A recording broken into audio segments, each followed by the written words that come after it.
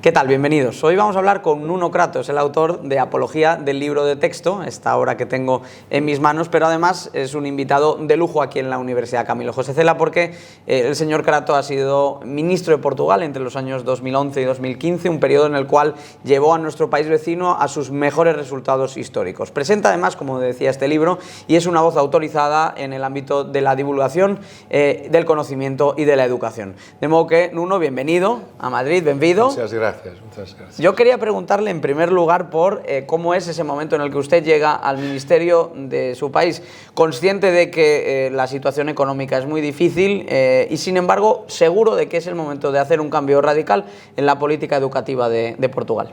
Fueron momentos difíciles, sí. La situación económica era terrible, pero desde el principio que para la educación teníamos una idea, que es hacer mejor con menos. Porque muchas veces en educación se habla que es necesario más inversión, más pantallas, innovaciones de todo el género.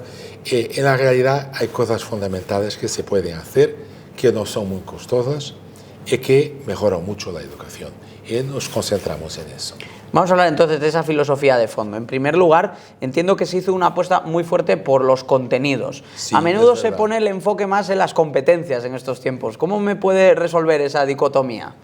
Las dos cosas son importantes, pero lo que debe guiar la educación deben ser los contenidos, porque los contenidos tienen una estructura, las aplicaciones dependen.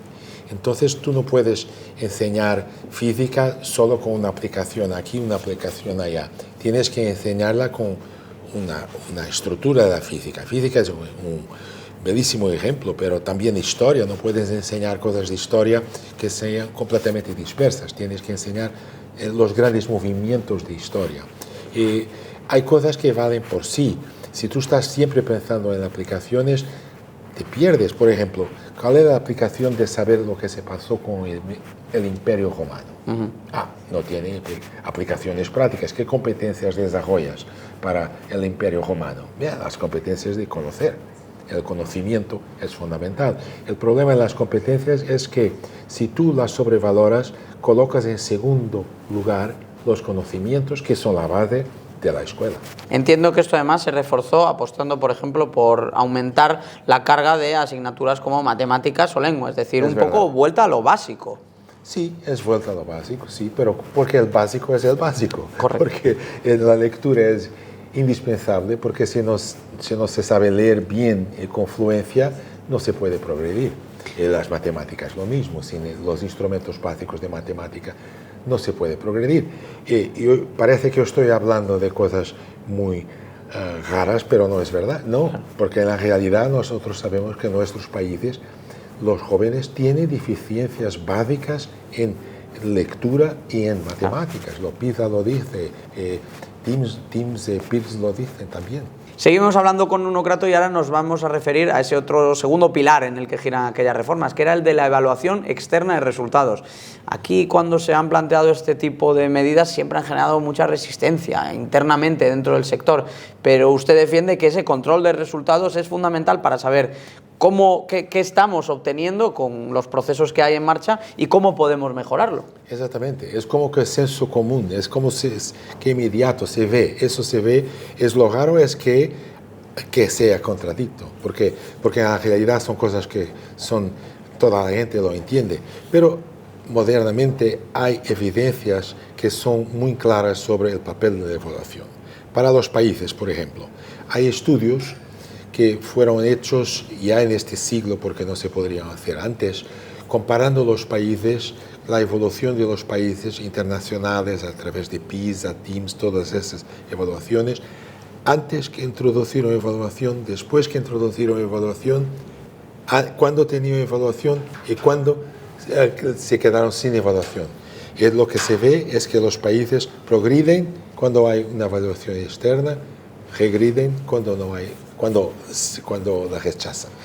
Esos son estudios internacionales. Hay también estudios psicológicos muy claros que fueron desarrollados sobre todo este siglo, que nos dicen el siguiente: cuando hay evaluación sobre lo que se sabe, se aprende. Entonces la evaluación no es solamente una noticia sobre el estado en que se está, no, es una forma también de mejorar. De darle sentido, ¿no?, al esfuerzo que hace el alumno, claro. Bueno, los resultados son los que dan y quitan razones. Realmente, si usted puede hoy transmitir esta historia de éxitos, porque efectivamente Portugal salió muy bien parada después de introducir estos cambios. ¿Cuál fue la mejora? La mejora fue, la mejora viene un poco de antes, es necesario decirlo, porque cuando salió el primero PISA, que fue 2001, que se conoció el PISA 2000, cuando salió el primero TIMSS, que fue 95, se conoció 96-97, los resultados de Portugal eran muy malos. Y eso creó una discusión en el país y creó una voluntad general de los varios partidos, no es una cuestión de partido. Yo no pertenezco a ningún partido, pero no es una cuestión de partidos. Y varios gobiernos de varios partidos estaban con esa idea. Es necesario mejorar la educación, es necesario tener un currículo más claro, más bien organizado y también tener evaluación.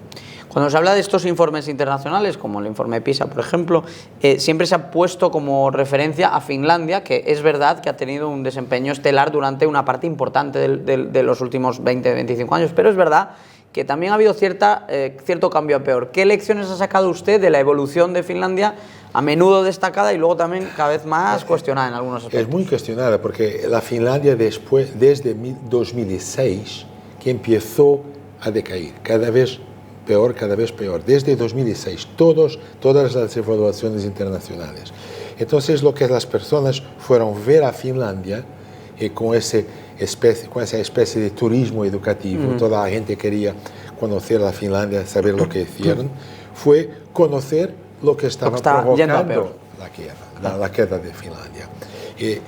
Intentaron traducirlo para sus países y los resultados no son buenos. Tendríamos que habernos subido a una máquina del tiempo, ¿no? Y a ver lo que hacía Finlandia antes, ¿no? Eso sí. Efectivamente. Cuando Finlandia era muy rigurosa la preparación de los profesores, cuando introdujo una serie de medidas en el currículo que fueron muy positivas. Entiendo que esto se relajó y de ahí vino el declive. Exactamente. Muchas gracias. Bueno, seguimos también conversando sobre la vigencia de estas ideas con el invitado de hoy, con Nuno Crato, y la verdad es que hoy en día sí da la sensación de que en Occidente somos conscientes, especialmente en Europa, de un cierto declive económico, productivo, pero luego no damos el salto de pensar que estos sistemas educativos que antaño funcionaban en nuestros países con una mayor exigencia y una mayor excelencia académica, mayor cultura de control y de evaluación, conforme los hemos ido perdiendo, hemos ido a peor, y otras áreas del mundo, me acuerdo de Asia, por ejemplo, van a mejor, pero con ingredientes muy similares a esos que aquí quizá hemos abandonado. Sí, exactamente. Si uno mira Singapur, cómo es el currículo de Singapur, si mira Japón, Corea del Sur, Taiwán, esos países asiáticos, pero también otros, también países en Europa, Estonia.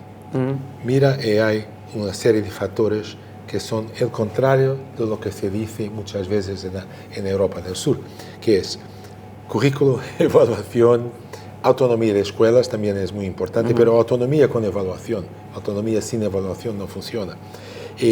Eso no nos miramos. Hay como que una reacción que a mí me sorprende mucho, que es un non sequitur, quiere decir, se dice así, la educación está mal, entonces vamos a hacer una innovación, pero la innovación que vamos a hacer es la peor. Entonces debemos pensar, la educación está mal, y hace muchos años que hacemos innovaciones constructivistas, competenciales, lo que sea. Entonces debemos que pensar, ¿será que esas innovaciones fueron buenas? No, no fueron. Entonces, ¿cómo debemos corregirlo? Eso es. Eso es un problema muy importante que no se encara de frente. Sí, pero al final me imagino que los formuladores de políticas públicas tienen que reconocer un cierto fracaso de país, pero hacer ese ejercicio de honestidad... No quieren reconocerlo muchas veces. Es difícil, efectivamente. No, bueno, hablaba de Apología del libro de texto, que es la obra que presenta Nuno Crato, que está disponible en Editoriales Narcea, y bueno, es una reivindicación de un soporte que algunos consideran arcaico, y que hay mucha gente que lo considera válido, pero lo deja ahí como un libro, bueno, pues que no necesita ser actualizado. Y usted defiende que no, que tiene plena vigencia, que es una herramienta muy útil, pero que eso sí, tiene que ser también revisado y actualizado. Sí, tiene que ser modernizado también, tiene que tener los instrumentos más modernos, tiene que estar en ciertas situaciones asociado con medios digitales, que son medios complementarios también. Pero cuando hablo del libro de texto, esencialmente hablo de la organización del aprendizaje que una obra como un libro de texto puede ayudar a desarrollar. El libro de texto es, por esencia, la traducción de un currículo de una forma organizada para que los maestros utilicen, para que los alumnos estudien por él, para que los padres sepan dónde se pueden referir para ayudar a sus hijos. Y eso es precioso. Sin libros de texto tenemos cosas desorganizadas, tenemos un instrumento aquí, otro allá, y que no permiten un conocimiento por parte de los alumnos que sea progresivamente estructurado. Y hablamos muchas veces de la necesidad de motivar a los estudiantes, hablamos muchas veces de la necesidad de dar significado al aprendizaje, y como se da integrando las cosas, y para integrar las cosas, para entender cómo están relacionadas, los libros de texto son una gran ayuda. Le quiero preguntar también por otro debate que se ha abierto ya en los últimos años. La mirada a la tecnología tendía a ser siempre muy optimista, ¿no? Llenemos de pantallas y de tabletas las aulas. Ahora parece que hay cierto arrepentimiento en esa actitud y cada vez más recelo. ¿Cuál es su opinión al respecto? La historia es un poco triste porque parece que no aprendemos. Porque desde hace muchos años que se tiene la ilusión que con la tecnología todo va a mejorar. Se puede ver citaciones de personas como Edison. Edison pensaba que el maestro iría a ser desnecesario, no era necesario porque había el film. Un posmoderno, un filósofo posmoderno en 1970, en los años 70, dijo que el profesor iría a ser abandonado, no iría más ser necesario porque había las computadoras. Siempre se fue diciendo que la tecnología iba a cambiar todo. En la realidad no cambió.